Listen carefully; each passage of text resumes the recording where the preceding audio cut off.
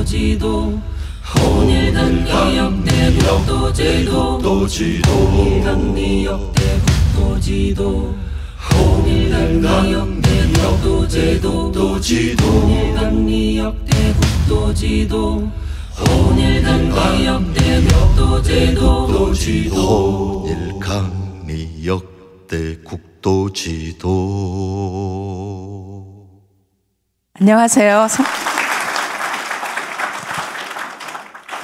네, 성신여대 양보경입니다. 지금처럼 곤혹스러운 시간이 없습니다. 혼일강리도에 대해서 3시간을 설명하라고 하면 여러분께 재미있게 설명할 수 있을 것 같은데 5분 내에 끝내라고 합니다. 그래서 이걸 누가 할 수 있을까 저 고민을 하면서 지금 합니다. 혼일강리도를 왜 오늘 이 자리에서 소개하는가에 대해서 이 지도의 날, 제1회 지도의 날에서는 지도의 날 필요성에 제일 큰 계기를 또는 토대가 된 지도이기 때문입니다. 저는 늘 혼일강리 역대 국도지도가 우리나라 최고의 문화재, 한글 다음으로 가장 중요한 문화재라고 얘기를 해왔었습니다.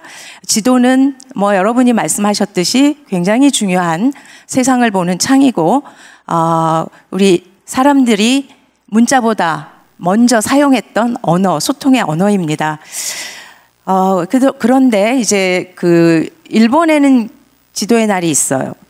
뭐 브라질도 있다고 합니다. 몇몇 국가가 있긴 한데 우리나라 이렇게 자랑스럽고 대단한 지도를 만든 우리나라에서 지도의 날이 없기 때문에 지도의 날을 만들고 우리가 조금 더 지도에 대한 그리고 세계로 아까 말씀하셨듯이 세계 지도의 날도 제정하자라고 의견을 모으고 있습니다. 지도의 날을 9월 첫째 토요일로 정한 것이 바로 혼일강리 역대 국도 지도의 발문 때문입니다. 이 지도는 우리나라 지도의 99%가 누가 왜 만들었는지 기록이 없습니다. 그런데 이 혼일강리 역대 국도 지도에는 정말 다행스럽게도 그리고 정말 훌륭하게도 발문이 기록이 되어 있습니다. 이 발문을 쓰신 분은 양촌 권근 선생이시고요. 양촌 권근 선생은 조선 초 개국에 태조 이성계 때 석각 천문도를 만들고 그 천문도의 발문을 쓰시기도 했습니다. 이 날짜가 류곡구 대본인데요. 보면 신현추 8월 양촌 권근 지 이렇게 써 있습니다. 그러니까 이해라는 거는 요 앞 뒤에 발문 보시겠습니다만 건문 4년 즉 1402년이고요. 음력 8월 초가 이제 9월 초가 됩니다. 그래서 저희가 9월 첫째 토요일로 지도의 날을 정했습니다. 사실 일본은 측량의 날이 6월 3일, 지도의 날이 4월 19일인데 이 근거가 일본 근대 지도 및 측량의 아버지로 불리는 이노 타다타카의 가 이제 홋카이도에서 측량을 시작한 날을 이제 양력과 음력으로 계산한 거였고요. 그래서 지도의 날이 됐습니다. 이제 우리에게 사실은 널리 알려져 있지 않아요. 혼일강리 역대 국도 지도가 어떤 지도인지 현재 간단히 말씀드리도록 하겠습니다. 1402년 제작한 원본은 전하지 않고 일본의 4종의 사본이 있습니다. 그중에 가장 오래된 본이 일본 교토시 류곡구 대학에 있고요. 그 다음에 이제 텔리시 텔리 대학에 있고 큐슈 시마바라시의 홍코지에 있고 그리고 구마모토시의 혼묘지에 있습니다. 그 다음에 이제 모사본 20세기 이후의 모사본으로 일본 교토대학 지리학과를 개설한 오가와 다쿠치 교수가 1910년 이 지도의 중요성을 알고 모사한 모사본이 있고요. 그리고 서울대 규장각 한국학연구원에 기증된 본은 서울대학교 지리학과 고 이창 교수님이 역시 이 지도의 중요성을 인식하고 만드셔서 83년에 기증한 본이 있습니다. 그리고 국립중앙박물관 용산 이전 기념으로 제작한 국립중앙박물관 모사본이 2005년에 제작이 되었습니다. 이 류곡구 대학본이고 류곡구 대학본에 지금 글자 손상이 심해서 디지털 복원을 했고 디지털 복원본을 홈페이지에 게시를 하고 있습니다. 디지털 복원본이고요. 그리고 큐슈 시마바라에 있는 이 홍코지 본이 이 두 본이 제목과 발문이 있는 본입니다. 그리고 텔리 대학에 있는 본은 제목이 없습니다. 발문도 없어서 지금까지 대명국도로 보통 부르고 있고요. 그리고 일본 혼묘지에 큐슈 혼묘지에 있는 이 본도 제목과 발문이 없습니다. 그래서 이 지도를 보통 대명국 지도라고 부르고 있습니다. 저는 어쨌든 이 네 본을 다 볼 수 있었는데 역시 이제 가장 아름답고 좋은 본은 류코쿠 대학 본이고요. 그다음에 이제 홍코지 본은 일본이 이제 제대로 그려진 좀 후대의 모서화 본이라고 할 수 있습니다. 교토 대학 본은 역시 글씨 쓰기가 굉장히 어렵잖아요. 그러니까 지금 역대 국도라고 하는 그 부분과 발문이 없습니다. 그리고 이제 규장각 본은 발문과 저 위에 제목 아래에 역대 국도가 쓰여 있는 완전한 모사본이고 역시 국립중앙박물관본도 그렇습니다. 그 혼일강리 역대 국도 지도가 얼마나 중요한 지도인지는 김선흥 대사님이 쓰신 강리도에 잘 나와 있기 때문에 제가 여기서 자세히 설명할 시간은 없을 것 같습니다. 근데 그걸 요약하자면 제 나름대로 이렇게 요약을 했습니다. 우선 지도의 제목이 굉장히 중요하다는 생각을 했습니다. 혼일 강리 역대 국도 지도입니다. 혼일이라고 하는 것은 몽골이 가졌던 세계관, 전 세계를 하나의 세계로, 혼연일체의 세계로 만들겠다 또는 그렇게 되었다라고 하는 몽골 시대의 세계관인데 그 혼일의 내에는 강리, 즉 공간이 들어가 있고 전 세계가 들어가 있습니다. 그리고 역대, 지금까지 이어왔었던 이 유라시아 대륙에 있는 수많은 국가들을 하나로 하겠다는 그런 시간 개념을 역대 국도의 이름을 나열함으로써 그리고 지도에는 빨간색으로 수도로 표시함으로써 나타냈고요. 그리고 이제 거기에 도시들을 기록을 많이 해놨어요. 한 거의 4,000여 개, 5,000개 가까운 지명이 있는데 이 지명들이 무엇을 의미하는가 하면 역시 국가 그리고 인간들, 거기에 사는 사람의 흔적을 나타내고자 했던 것이 아니겠는가 그렇게 생각을 했습니다. 그러면 그것을 이 혼연일체, 혼일의 개념을 무엇으로 해야 가장 효과적이고 가장 많은 사람들에게 보여줄 수 있을 것인가?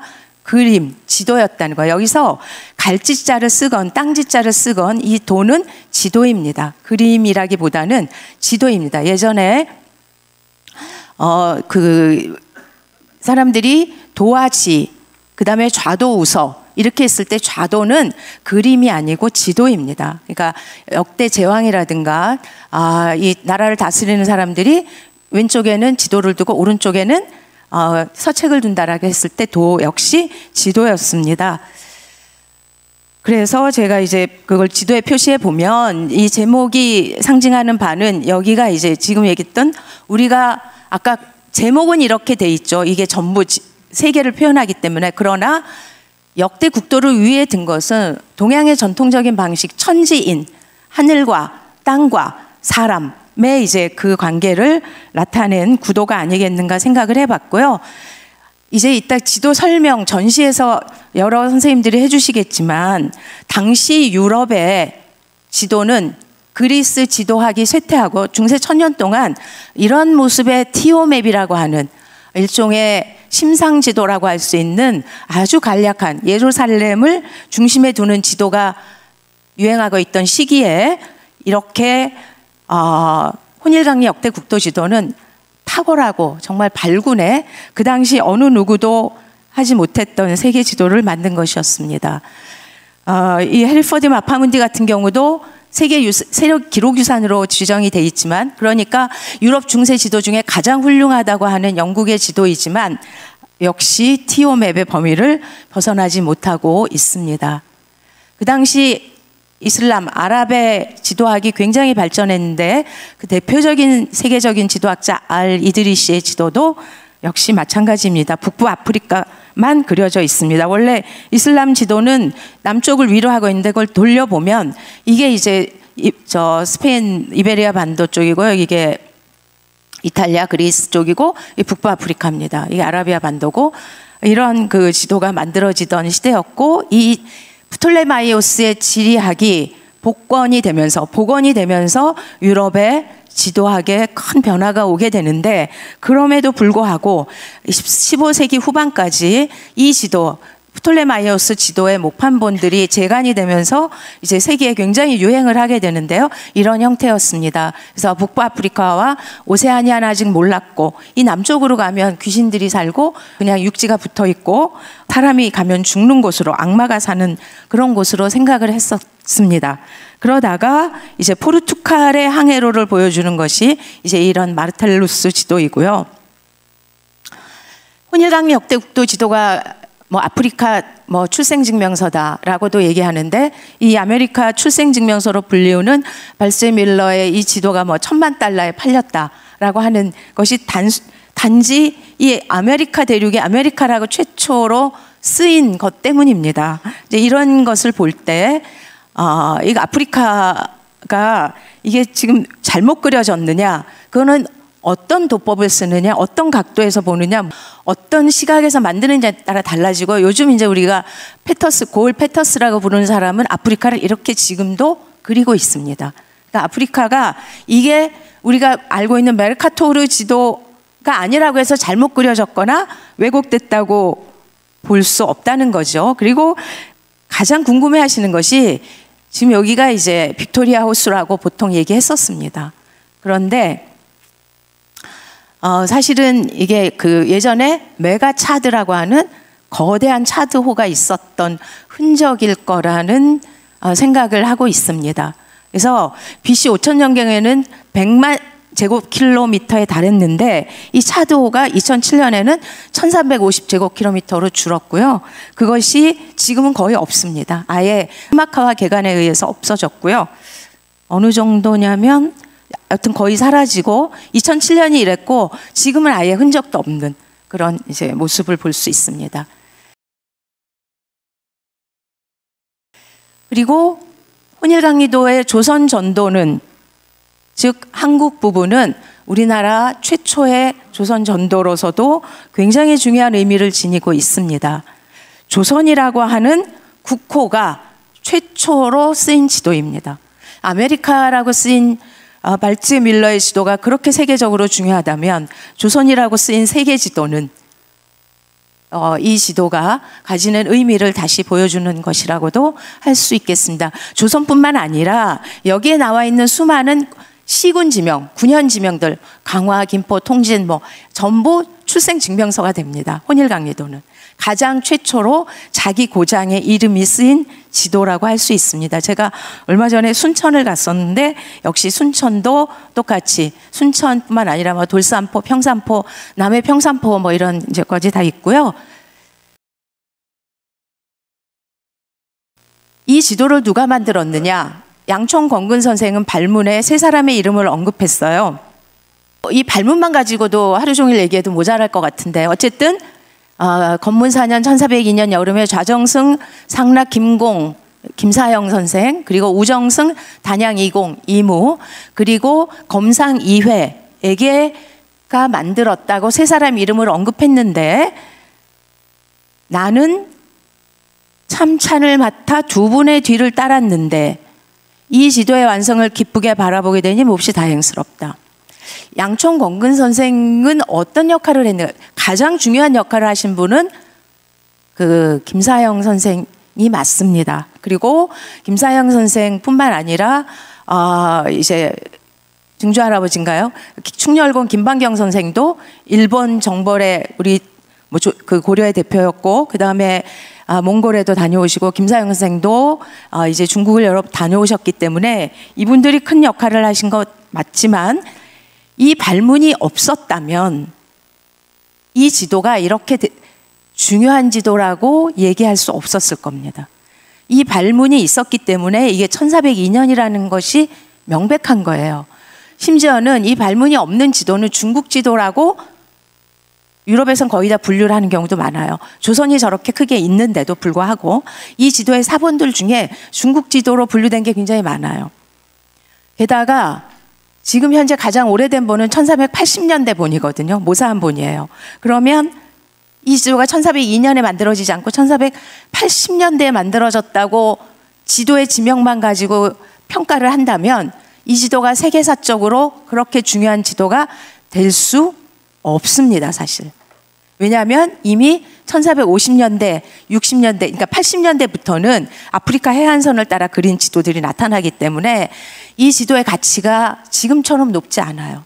그 다음에 이 서문을 보면 굉장히 정확하게 알고 계세요. 지도에 만드는 법과 지도가 가지는 의미를. 지금 세계가 우리에게 모두 알려지지 않은 거예요. 얼마나 넓은지 알 수 없는데 작은 몇 폭 몇 자의 지도로 만들면 상세하기 어렵고 소략해진다라고 했어요. 세계 지도는 이 세상에 정확한 지도는 하나도 없어요. 둥근 공을 평면에 펼치기 때문에 면적이 정확한 지도, 해안선이 정확한 지도, 방향이 정확한 지도, 이 다 다릅니다. 위치가 정확한 지도. 그래서 세계 지도가 평면에 그렸을 때 정확할 수가 없어요. 정확한 지도 하나도 없어요. 그런데 그런 얘기를 하고 계시는 거예요. 그러면서 어떻게 새로운 지도를 만들고, 그리고 세계 지도는 많이 돌아다닌다고 해서 정확한 세계 지도를 만들 수 없어요. 세계 지도는 그렇게 만드는 게 아닙니다. 그럼 우리가 제일 많이 유명한 메르카토르 같은 경우에 세계를 다 돌아다녔나요? 아닙니다. 세계 지도는 발로 뛴다고 해서 정확한 지도를 만들 수 있는 게 아니에요. 다시 말하면 이 지도를 만든 분들이 세계를 안 돌아다니고 안 보고 만들었다고 해서 이 지도의 가치가 줄어드느냐? 전혀 아니라는 얘기입니다. 그거는 세계 지도를 어떻게 만드는지 모르는 사람들이 하는 얘기예요. 그래서 이러한 그 얘기가 나오는데요. 이 정도로 그냥 혼일강의도는 소개를 하고요. 이 지도를 제일 먼저 소개하신 분은 1976년 논문으로 아까 말씀드렸던 이찬 교수님이 쓰시고, 이 지도, 한국의 고지도라는 지도책을 만들 때 굉장히 크게 넣습니다. 그리고 모사본도 만드셨고요. 그리고 이제 그 뒤를 이어서 오상학 선생이 박사 논문에서 일부러 다루었던 적이 있어요. 그리고 이거는 독일에서 2007년에 한국 출판회 기념할 때 영문판과 일본판을 냈습니다. 그때는 이찬 교수님 돌아가셨을 때라 제가 이제 이걸 거의 했는데, 그래서 이제 전 세계에 알려질 수 있었고요. 그래서 그 이찬 교수님 한국의 고지도 책에 보면 제작자를 권군도 넣으셨더라고요. 저는 예전에 무심히 봤는데 이번에 다시 보니까 이렇게 권군 선생도 넣으셨고요. 혼일강리도 이후, 지금 그 이후의 지도와 조선의 세계관은 어떻게 변하느냐? 우리가 역사가 항상 발전하고 지도가 진보한다고 생각하지만 그렇지 않았습니다. 유럽 중세가 1000년이 그랬듯이 이 조선 그러니까 15세기 후반 이후에는 세계관이 축소됩니다. 그 모습이 세계 지도들에도 그대로 나타납니다. 그래서 이쪽이 없어져요. 다시 말하면 중국 서쪽은 없어지거나 기껏 나와야 아랍 쪽까지만 나오는 이런 세계관으로 축소됩니다. 이게 혼일 역대국도 강리지도, 일은 거의 비슷하지만 16세기가 되면 세계관이 이렇게 축소되는 모습이 그대로 지도상에 반영이 되고 있습니다. 이런 지도들에서 나타나고요. 그러나 한편으로 이제 17세기가 되면 서양 선교사를 통해서 중국에서 만든 지도들이 도입되면서 우리의 세계관은 다시 또 서양을 이제 생각하는 범위로 넓어지게 되고요. 그런 대표적인 게 이제, 그러나 우리나라에서 18세기 이후가 되면 이런 이제 그 유럽이 그려지는 세계 지도들도 나타납니다. 이 지도에 대한 국내외 평가가 다르다는 점이 요즘 많이 언급이 되고 있는데, 이 세계의 평가는 김선흥 대사님이 쓰신 강리도 책에 너무 잘 나와 있어서 저는 그 책을 보시라는 얘기로 대신을 하겠습니다. 그리고 보도자료에도 내보냈지만 이렇게 유네스코가 발간한 인류의 역사에 600년에서 1492년 책의 표지에 강리도가 책의 표지로 쓰였다는 것은 대단히 놀라운 일입니다. 우리나라에서도 이런 일이 잘 없는데 세계적으로 이렇게 인정을 해주는 지도가 바로 강리도이고요. 그러나 우리나라에 지도가 없었기 때문에 일본에서 이런 연구들이 먼저 나왔고 한국에서는 단독으로 된 연구소가 없었어요. 이건 이제 일본에서 얼마나 귀중하게 생각하는가를 보여드리기 위해서 용국대학 창립 370주년 기념 사업으로 국제 심포지움 할 때 다원적 시야에서 해명한 다원적 시야로 보는 지극한 보물 혼일강리 역대 국도지도. 굉장히 중요한 보물로 생각하고 있다는 걸 알 수 있습니다. 그래서 그런데 다행스럽게 작년에 이러한 책이 나왔고 우리 지도의 날 제정할 때 중요한 계기가 되었습니다. 그러나 이미 이전에 강리도에 대한 많은 소개와 또는 자랑스러운 게 있었어요. 그러나 그게 알려지지 않았어요. 민간에 잘. 예를 들면 KBS 창사 39주년 기념으로 만들었던 문명의 기억 지도 4부작도 혼일강리 역대 국도 지도를 우리가 세계에 소개하고자 했던 프로그램이었고요. 이미 95년에 그 국제학술 심포지움을 했을 때도 이제 혼일강리도 얘기를 했었고요. 혼일강리도 610주년 기념 학술대회를 국립중앙도서관에서 했었던 것도 기억이 납니다. 그리고 2007년에 그 유영준 청장님이 문화재 청장으로 계실 때 고지도 사업을 많이 했고 조사를 했는데 그때 우표도 나왔습니다. 그래서 한국의 고지도 특별 기념 우표가 발간이 돼서 지금 저 밖에 이제 한 부만 가져왔습니다. 그래서 많은 책자들에서 소개를 했고 또 많은 지도에 관련된 유산이 있지만 잘 알려지지 않은 것이 너무 안타깝고요. 마지막으로 이것도 소개해달라고 해서 제가 PPT에 넣었습니다. 지금 여러분이 기념품으로 받으신 에코백 그리고 지도는 그냥이 아니고요. 스마트 에코백, 스마트 지도입니다. 무슨 얘기냐면요.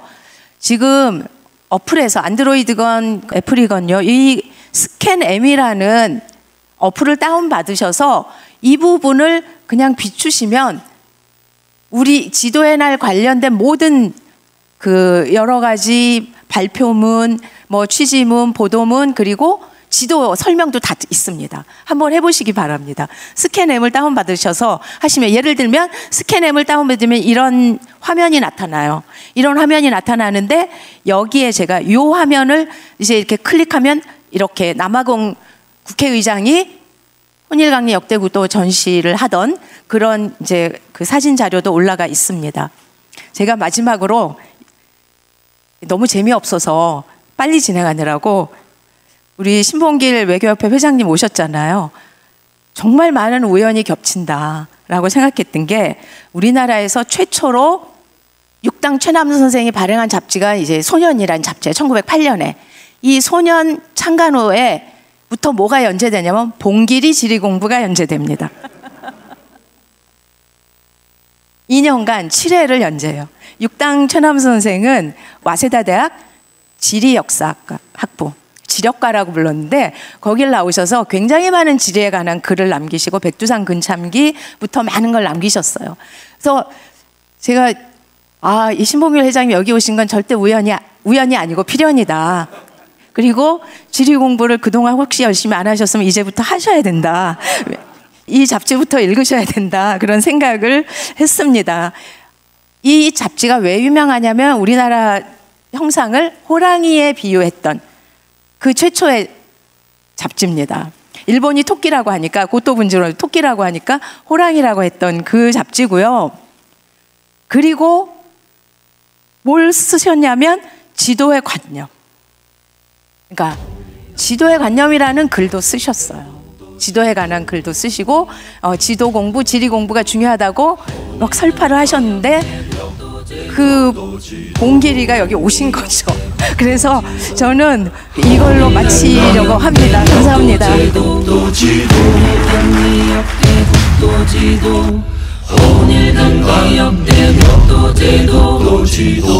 혼일강리 역대 국도지도